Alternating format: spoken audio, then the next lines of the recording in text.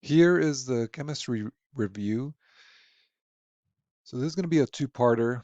Initially, I thought I could get it done in one video, but it looks like it's going to be a two-parter. The sections that are covered in this video are, well, we're in chapter 2, so it's section 1, 2, 3, 4, and 5. But obviously, this is not a chemistry course, so the main point of this video or the presentation is to review some of the concepts. But on the quiz and the exam, you're not going to get chemistry like problems to solve. It's more of understanding the concepts. Okay, so let's start with matter and energy. Matter is anything that has mass and occupies space. So it's something that you can, feel, that you can smell, or that you can see. The states of matter, so those are some that you should be familiar with. It's liquid, solid, and gas. Those are the three states of matter. Energy is the capacity to do work. And the types of energy are kinetic energy, which is the energy in action. And then there's potential energy, which is also known as stored energy or inactive energy. The forms of energy, so there's chemical energy. This is the one that it's stored in bonds or chemical substances. Electrical energy results in the movement from charged particles. There's mechanical energy, which is directly involved in moving matter. And then there's radiant energy or electromagnetic energy. And these travel in waves. So it could be heat, it could be visible light, X-rays, things like that. And for energy, there are conversions. So energy can be converted from one form to another. So for example, when you turn on a lamp, that lamp converts electrical energy into light energy. Okay. Another example of a conversion could be like the chemical energy in the gasoline in your car. When that's ignited, that moves the pistons in the engine, so that turns chemical energy into mechanical energy. So all matter is composed of elements. The four main elements in the body that make up 96% of the body are carbon, hydrogen, oxygen, and nitrogen. Okay. There are other types of elements in the body, but these four make up the majority of it. Okay. And on the periodic table, that includes all of the known elements. All elements are made of atoms, and so you do have to be familiar with the structure of an atom. You have to remember that the atoms are made of they have a nucleus region, so that's where the protons and the neutrons are, so in the middle. And then you have the orbiting electrons, okay?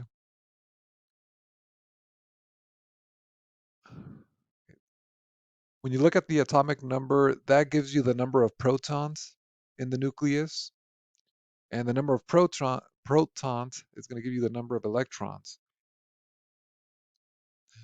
The isotopes, those are structural variations of the same elements. Um, so an atom can contain the same number of protons, but if it has a different number of neutrons, then they're referred to as isotopes. So here you can see examples of hydrogen. So when you have hydrogen with different number of neutrons, it's called something uh, different. Okay, and these are describing the isotopes.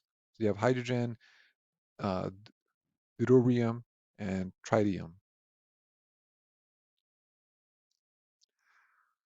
Most of the atoms chemically combine with other atoms to form molecules or compounds.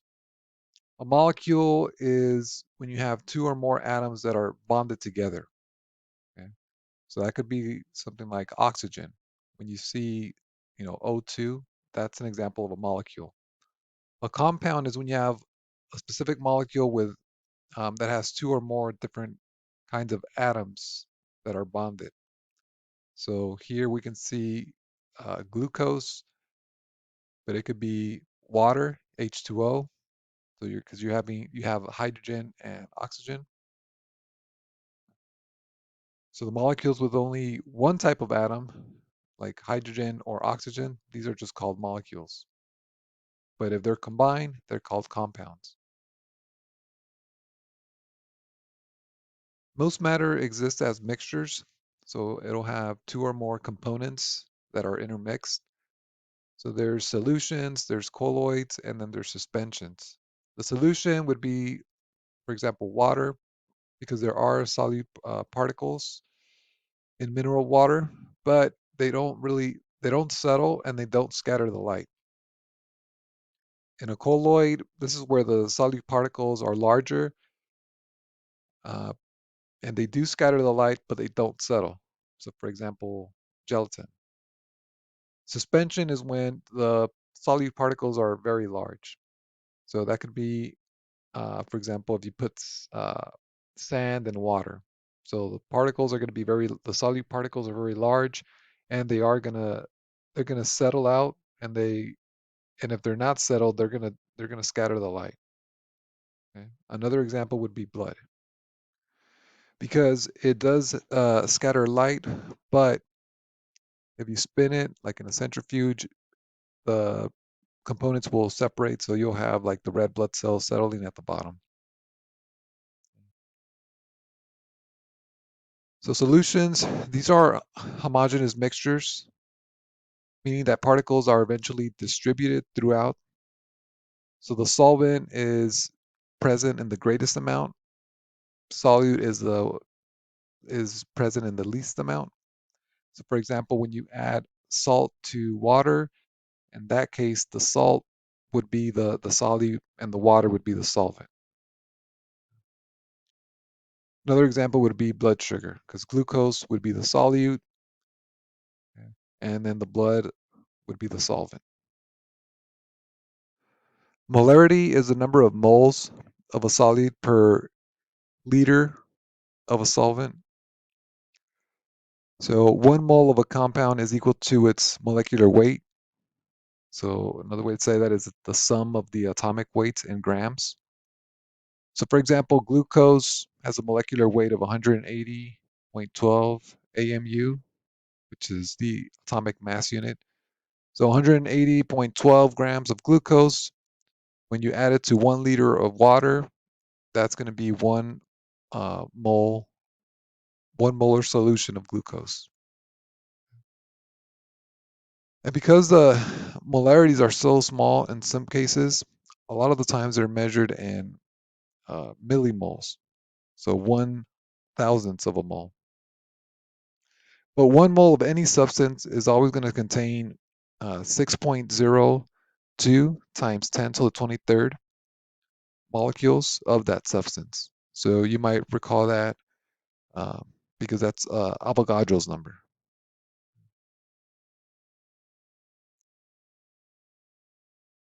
Chemical bonds. So these are the energy relationships between electrons of reacting atoms. But these bonds are not actual, physical structures. They're more like uh, electrical attractions. So the outermost electron shell, that's called the valence shell. And electrons in the valence shell have the most potential energy because they're the farthest away from the nucleus. So these electrons are going to be the ones that are involved in the chemical reactions. Okay, so here we can see helium. We have 2 electrons. For neon, we have 10 electrons. So the first shell is only going to contain 2 electrons. then the second one can contain 8 electrons, and the third can contain 18. But what the atom wants to do is it wants to have a complete valence shell. So it wants to have 8 electrons total to be stable.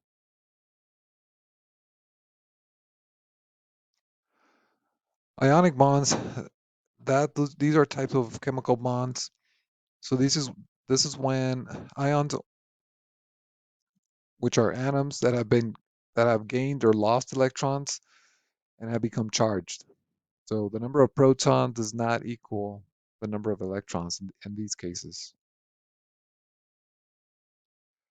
For ionic bonds, when they're involved in the transfer of valence shell electrons from one atom to another, it results in ions.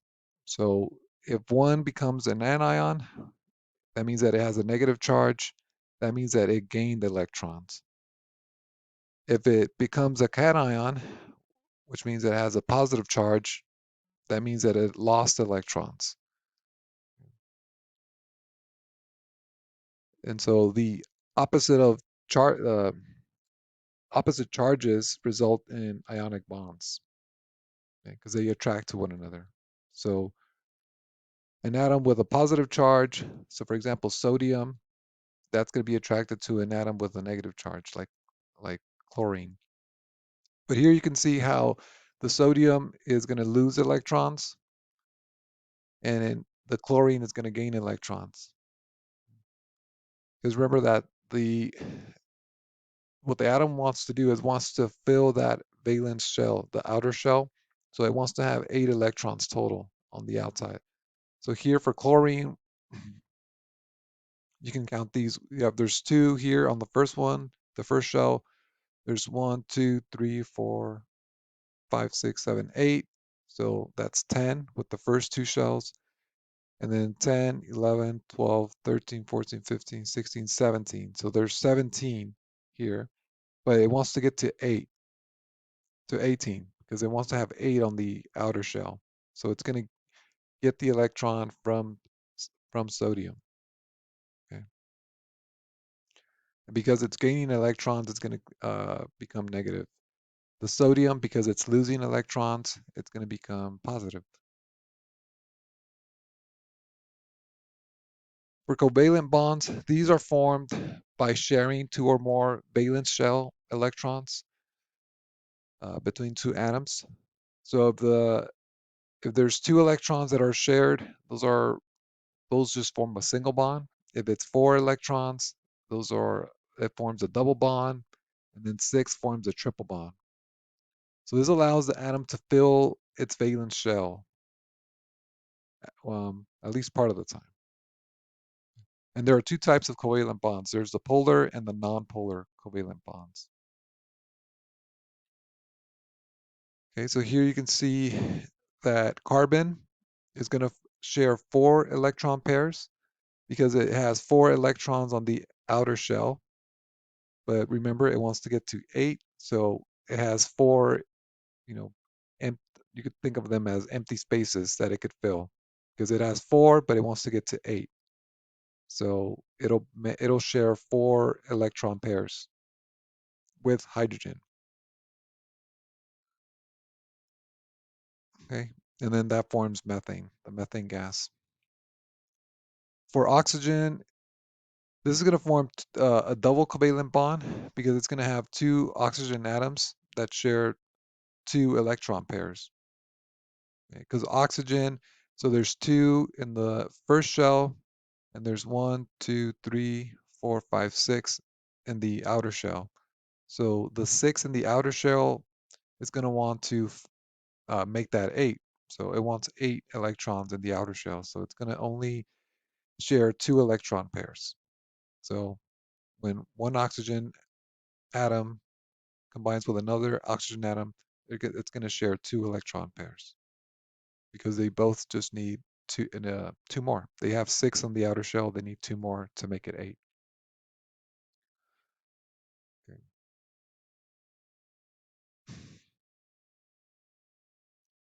For a triple covalent bond, Here you can see that two nitrogen atoms are going to share three electron pairs because again, it wants to get to 8. So it has 1, 2, 3, 4, 5. So it has 5 electrons in the outer shell.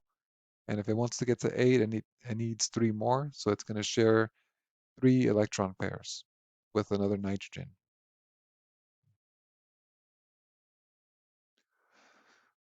For hydrogen bonds, which is the other type of chemical bond, so this is these are weak bonds because the hydrogen bonds they use an attractive force between an electropositive hydrogen and of one molecule and an electronegative atom of another molecule. So it's a this is common in dipoles such as water because water it has the hydrogen in water is positive or electropositive, but the oxygen is electronegative. The hydrogen bonds also help molecules make a unique three-dimensional shape, which allows them to have a specific shape that's going to allow for a specific function. So here you can see how these hydrogen bonds form. So here you can see water and how these bonds are forming. So you have the electropositive end that's from the hydrogen and the electronegative end from the oxygen. So the electronegative from oxygen will bind to another hydrogen.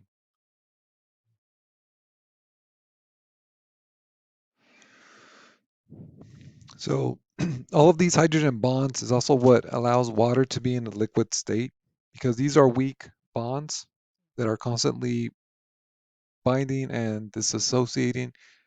It allows for water to be liquid, but they also contribute to the water's high surface tension. So that's what allows for light animals or light insects like these water striders to be able to stand on water.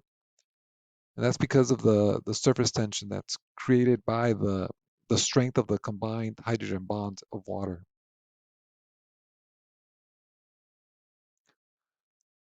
Okay. So chemical reactions, so these occur when chemical bonds are formed, rearranged, or broken. And the three main types are synthesis, okay, which you can see an example here. So the synthesis are when reactions involve atoms or molecules that are combining to form larger, more complex molecules. So for example, in lab, you guys looked at amino acids. So when you combine those amino acids, they form proteins. So this would be one example of synthesis. That's why the topic of the lab was protein synthesis. So it's used in anabolic processes. So anabolic meaning building. Okay, so here you can see A and B, those are the reactants, and then AB are the products. And in this case, the products are going to be larger than the reactants. Decomposition is the opposite. This is when reactions involve the breakdown of a molecule into smaller molecules. So an example for this one would be like glycogen being broken down into glucose. So in your body, there's, uh, for example, the liver stores sugar as glycogen, but when your body needs sugar, then the liver will break down that glycogen and then turn it back into glucose and release it into the bloodstream. So that's an example of decomposition. Okay, so it's the opposite of synthesis. There's also exchange reactions. So these involve both synthesis and decomposition, okay, because the bonds are both made and broken. So in living things, these reactions are also referred to as redox oxidation or redox reactions. Atoms are reduced when they gain electrons, and they're oxidized when they lose electrons. So if you remember from chemistry, there's a mnemonic device, Leo, the line goes Gur. So Leo, because lose electrons, oxidize. And if you, and for Gur, that's gain electrons, reduce. So example would be like sodium. So in this example, sodium is the one that's being oxidized because it's the one that's losing electrons. And then chlorine is the one that's being reduced because it's gaining electrons. So all chemical reactions are either exergonic or endergonic. Exergonic reactions are going to result in a net release of energy. So it's going to give off energy. So this could be like catabolic or oxidative reactions. Endergonic reactions result in a net absorption of energy. So they use up energy. These would be like anabolic reactions. Oops. So all chemical reactions are theoretically reversible. So they can go from the reactants like A and B to the products A, B, and then theoretically they could reverse back to the reactants. Okay. The chemical equilibrium occurs if neither a forward nor a reverse reaction is dominant, so it could go back and forth. But many biological reactions are not really reversible, okay, because the energy requirement would be too high, or the products would have been used, and so you can't use them anymore. Okay, so we'll stop here and then we'll continue with the part two on the next video.